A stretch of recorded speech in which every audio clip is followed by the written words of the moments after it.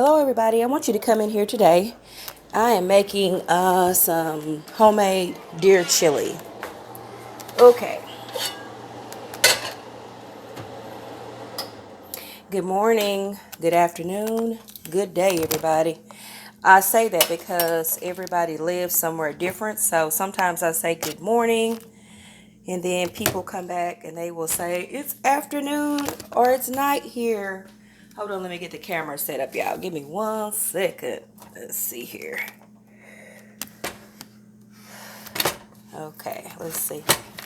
I think I can put it here. I'm trying to get it where you can really see what I'm doing. I think that's good. That's good. Okay, once again, everybody, good morning, good afternoon, or good night. And like I said, I'm saying that because I have some people that will get on here and say, oh, it's morning where I am, or it's night. Well, hello to everybody. Today I want to share with you some deer chili, or venison chili. Now, I get this chili meat or deer meat or venison meat for my brother. Hold on, y'all. Let me turn on the vent. 1 second.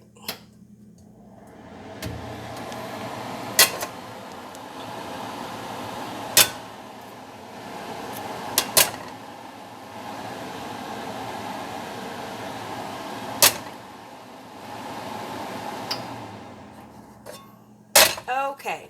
Now, my brother hunts, so this is deer meat or venison meat. So I'm going to be making some deer meat chili today, the simple, quick, and easy way. So I've already opened up a can of Hatch diced tomatoes and green chilies. And this is just like Rotel.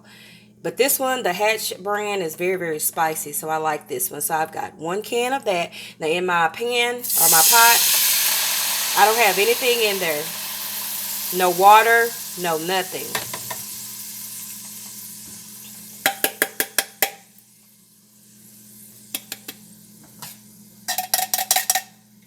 So into my pot, the only thing that I have put in my pan is just this can of green chilies, the same thing that you make your nacho rotel stuff out of. No water, no grease, no nothing. Because what I want this deer meat to do is cook in the flavor of the chilies, which is just the tomatoes, chilies, peppers, onions. So here's my meat. So I'm going to put in my meat next. I love deer chili. My nephew makes a wonderful deer chili. He makes even ground beef chili good. But it's always special to us when we can get that deer meat or venison for my brother. And that's what we did down home at Thanksgiving. We all came back with lots of packages of deer meat. And that was basically, you know, back in the day where people went out there, you killed a cow or, you know, or a chicken or a pig or a deer, whatever's available for your food. And, you know, venison meat, you don't get that all the time because right now they don't let you go out there and hunt like back in the day. You could hunt whenever. Now you have to have a license, and there's only a couple of months out of every year you can do it. But here's my venison meat. Thank you again, Brother Michael. I love you so much. So I'm going to put that in with my Hatch Rotel or chili mix.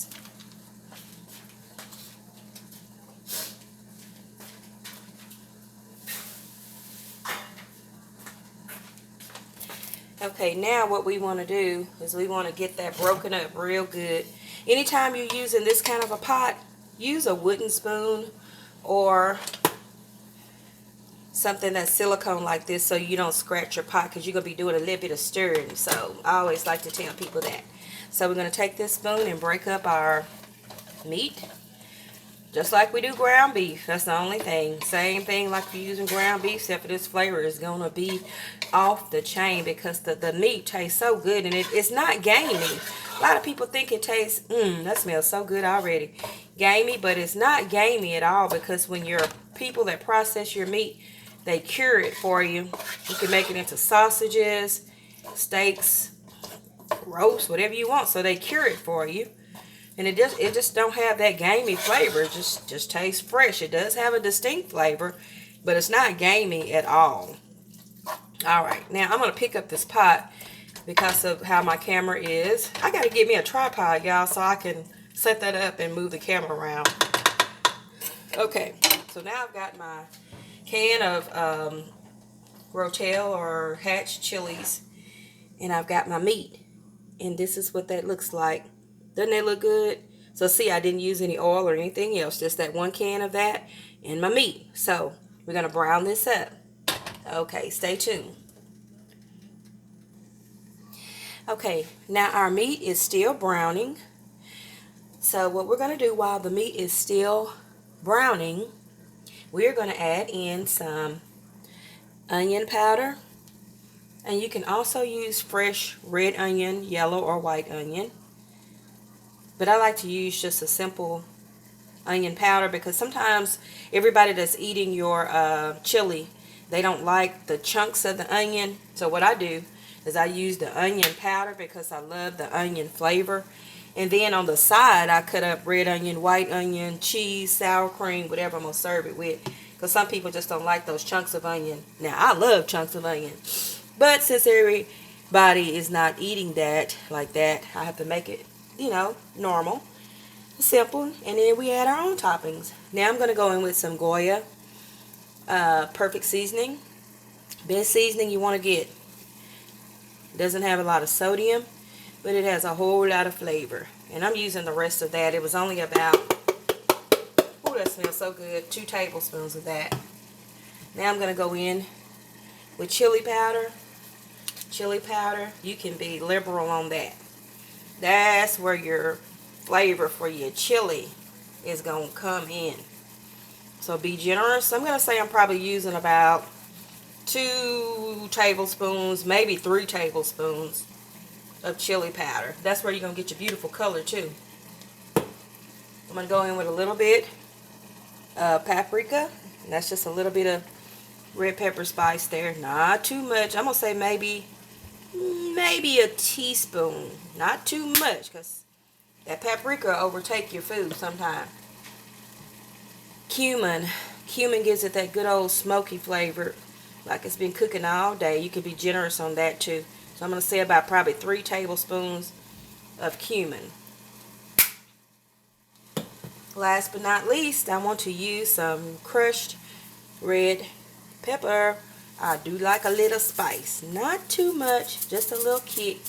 A few flakes just to pick up on that meat. Now, while that's all coming together, meat is browning up.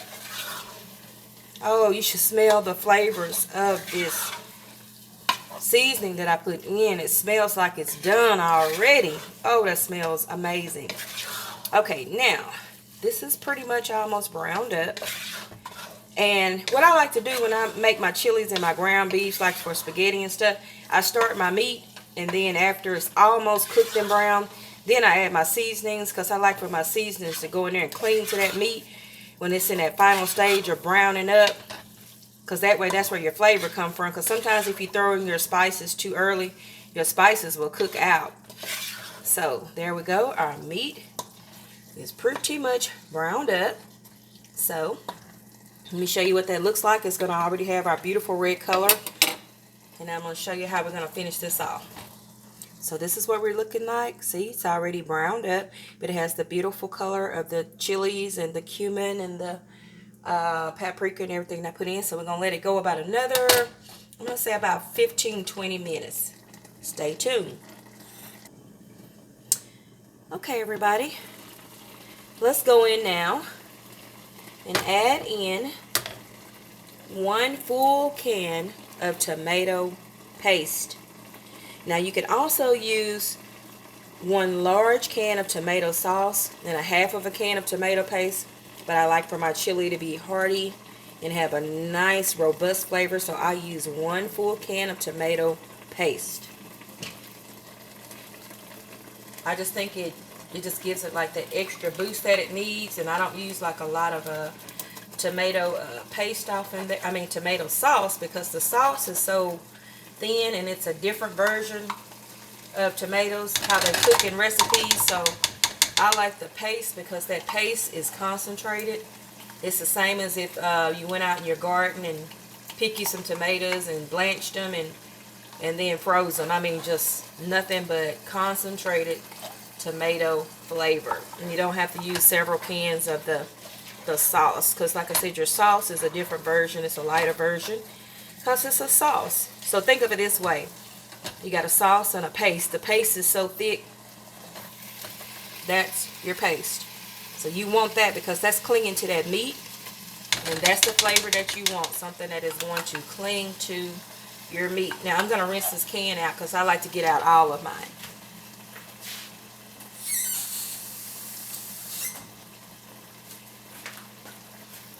Okay, so rinse your can out, a little bit of water. You can also use a little bit of chicken broth or beef broth, either one, just a little bit, or a chicken or beef bouillon. A lot of people like to use that, especially the beef, because it gives you that extra hearty flavor. But be careful, because I like a chunky chili, so you don't want to add too much broth and liquid in there, because once you do that, your chili is going to be soupy. You want a hearty. Let me show you something what we got going right now. You see what I'm talking about? You just got meat, solid meat, cooking in spices. So you want to keep that hearty, chunky flavor and look. And if you add too much tomato sauce or too much broth, it's going to parade and turn into like a spaghetti sauce. And we want chili. We don't want spaghetti sauce or ragu. We want some good old venison chili. Alright, y'all, we are almost there. Alright, let me give you a sneak peek at how it's looking, and we're going to wrap this up. We're going to have us some chili, some good old deer meat chili. Let's take a look. We're almost there. Alright, this is how our chili is looking. Doesn't that look good? Okay, we're going to let this simmer now for about another 45 minutes on low heat so everything can incorporate, and we're going to be having chili.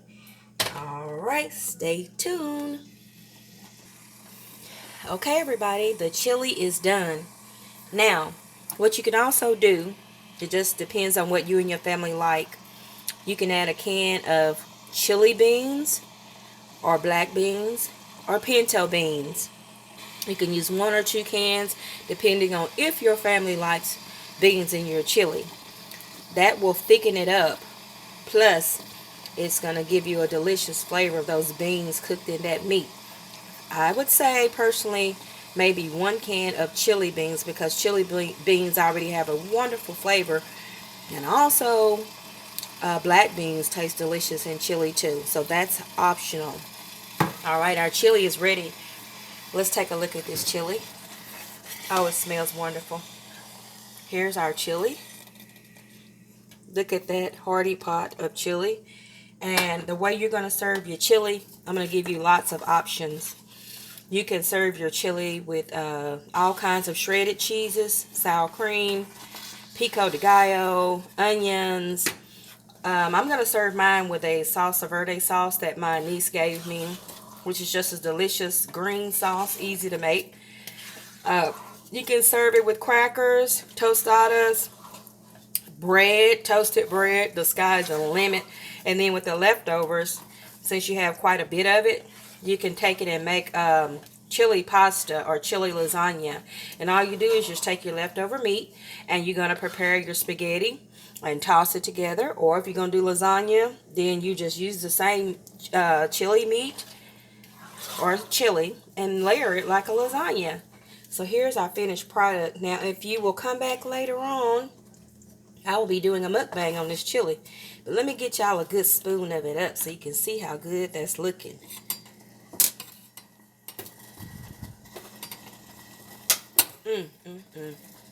This is the chili, y'all. And look how that's sitting on that spoon now. Now see, that's why you don't use too much liquid, because if you use too much liquid, you're going to be having to, eat it like soup. But if you don't use a lot of liquid, look at that, y'all. Nothing but delicious, hearty chili. Venison chili. Deer meat chili. Alright, everybody. I hope you enjoyed this video. Be blessed.